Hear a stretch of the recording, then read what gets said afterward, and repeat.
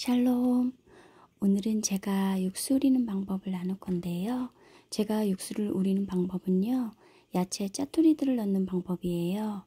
이 영상을 보시고 앞으로는 야채 짜투리들을 이렇게 한번 이용해 보세요. 그럼 이제 제가 야채 짜투리들을 어떻게 육수에 사용하고 그 야채 짜투리들을 어떻게 손질하는지 볼게요. 제가 육수에 사용할 무껍질 손질법은요, 먼저 뿌리 채소를 씻을 때마다 사용할 새 수세미 하나를 정하세요. 물을 마트에서 사시면 무껍질이 깨끗해서 저처럼 씻지 않으셔도 됩니다. 저는 아버님께서 농약을 치지 않고 키우신 물을 뽑아서 주셨어요. 그래서 육수에 사용하려면 흙을 깨끗이 씻어야 해서 이런 뿌리 채소를 껍질째 요리에 사용할 때 씻는 전용 수세미로 무에 붙어있는 흙을 씻습니다.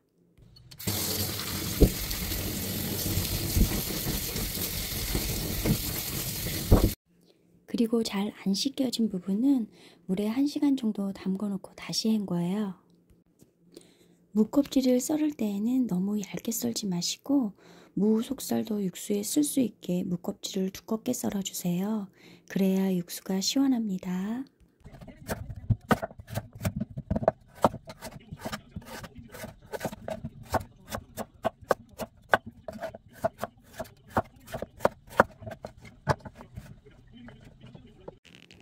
이렇게 하니까 육수를 우리기 위해 무를 육수만 우리고 버리는 일도 없고 또 무 껍질과 무 알맹이 모두 요리에 사용할 수 있어서 좋더라고요.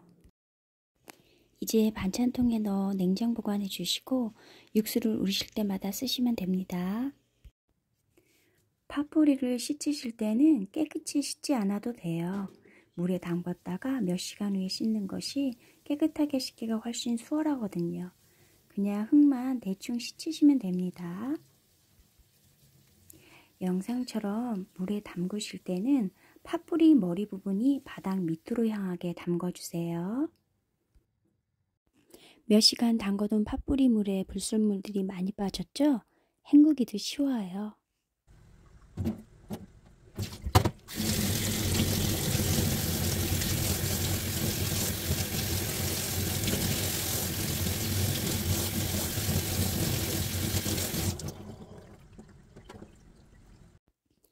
이렇게 헹군 파뿌리는 오랫동안 보관되게 하기 위하여 그물망 국자에 넣고 물기를 말립니다. 너무 바짝 마르게 하지 않아도 돼요. 보관할 때 뿌리가 썩지 않게 하기 위해 물기만 말리면 됩니다. 저는 파뿌리가 금방 소비가 돼서 사실 안 말리고 보관할 때도 많습니다. 물기를 뺀 파뿌리는 반찬통에 넣어 냉장 보관해 주시고 육수를 우리실 때마다 2~3개씩 넣으시면 됩니다.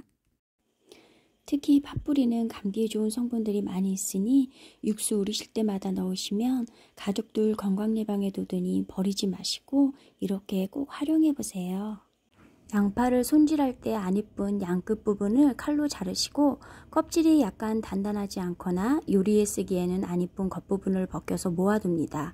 저는 이런 것을 육수로 써요. 그럼 예쁜 양파 알맹이는 요리에 쓰고 손질한 나머지도 버리지 않고 육수에 쓸 수 있으니까요.